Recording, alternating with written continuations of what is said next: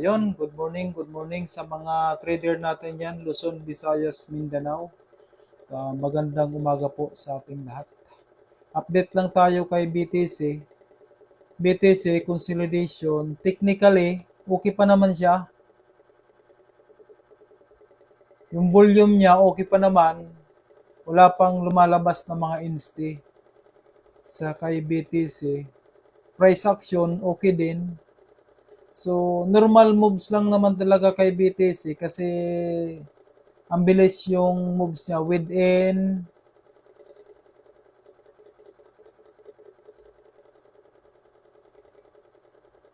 42 days.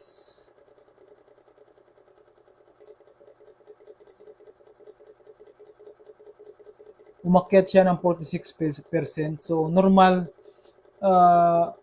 Sa akin, mas gusto ko yung mag-consolidation muna siya para makaipon siya ng lakas. Possible, dito natin uobserbahan ngayon kung mayroong papasok na mga during consolidation, titingnan natin kung mayroong papasok na mga bagong mag-a-accumulate para itulak yung price papunta dito. Tingnan lang natin kung mayroong papasok dyan ng mga inste para itulak yung price punta dyan. Tingnan natin. Ako, target ko hanggang November. Siguro, pag dating ng November, bibitaw na ako dyan. Kahit sa anong price siya mapunta, bibitaw na ako dyan. At sa area nito, napaka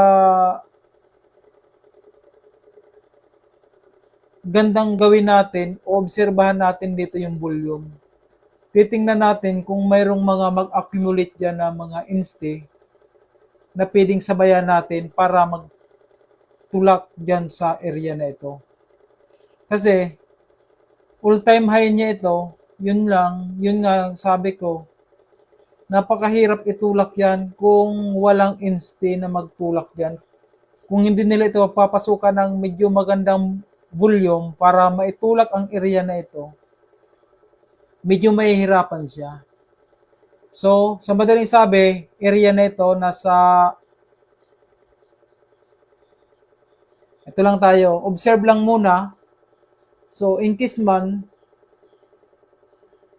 i-break down niya yung Darbas box. So, doon tayo mag-take action. Ethereum. So, Ethereum, ganun pa rin. Wag niya lang i-break yung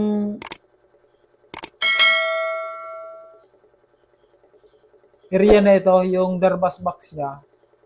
Kasi, pag brinek niya yung Darbas box, medyo malalim yung babagsakan niya. Pwedeng dito yung pupulutin.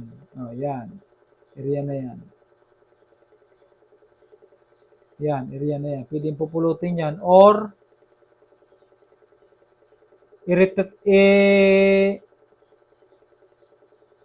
niya yan, balik dito. Yan. Saka siya pupunta dyan. Pwede rin. Kung long term trader ka, walang problema. Pero yung mga short term trader, medyo masakit kasi yan. Ang area na ito. Kung sasabayan mo yan. Lalo na kung nakabili ka sa taas, ilang percent yan, oh? 18%, masakit-sakit yun. Kasi sa mga short-term trader, yung 18% napakasakit yun. Pero pag long-term trader ka, normal lang yan. Kasi pag long-term trader ka, alam ko kahit nakabili ka dyan, mayroon ka pang pangbili dito. Sa area na ito. Mayroon ka pang pangbili sa area na ito. Yun lang. Ethereum, price action, okay. Volume, okay pa naman. RSI, okay.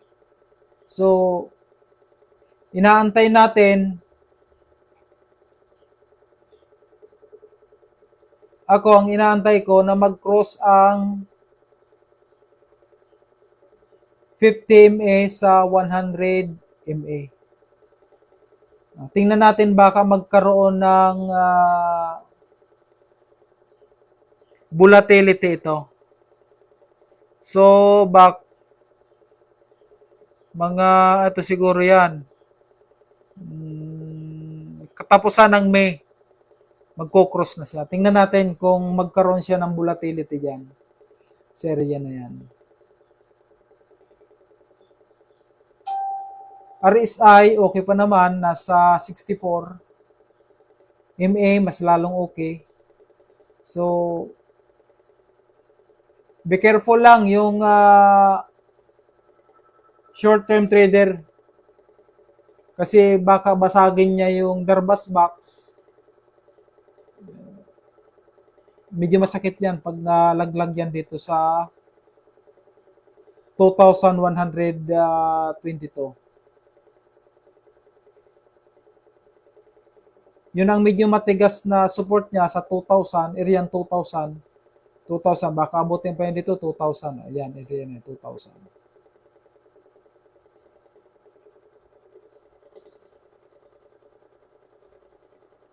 Duds.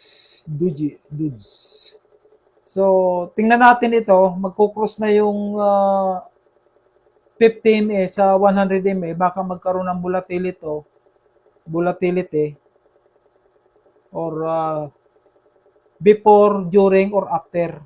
Mostly gano'n naman talaga sa MA. Medyo na ito lang ako dito ito lang ang medyo red flag sa akin. Yung area na ito noong 12 May 2025, mataas yung volume niya. Saka yung 23 May 2025. Sana ang lumabas dyan yung mga trader kasi volatility, mataas kasing volatility ni Doji. Pinapasok ito ng maraming trader. Sana mga trader lang pumasok dyan, yung inste nasa loob pa. Tingnan lang natin. Long term, yung mga long term trader, kapi-kapi lang sila dyan sa mga ganyang klaseng sitwasyon. Short term, siyempre, alerto mga yan dito sa area na ito. Darbas box, pag brinik niya, maliit na box na yan, alam ko, dito yung pupulutin sa area na ito sa 0.2. So, medyo masakit na yon. 0.2, magkano yung ilang percent yon? 6% lang pala. Kung i-touch niya ulit itong Darbox box, nasa 13%. So, medyo ano ito na yan. Pero wag masyadong kumpiyansa sa trade kasi kahit yun nga sinasabi ko, kahit gaano kaganda yung charting dyan, price action, volume, pag nagkaroon ng bad news dyan, sabi ko nga, maubo lang si Trump, nagkakaroon na ng galaw yung market. Kaya, dapat mas maagap tayo. Hindi lang tayo sa chart nakatingin, tinitingnan din natin yung mga global news na pwedeng magpagalaw ng market. International stock man yon, local stock, or sa crypto. Tayo lang at maraming salamat sa panunood. Sana mag-subscribe kayo para mapalaki natin ang ating channel.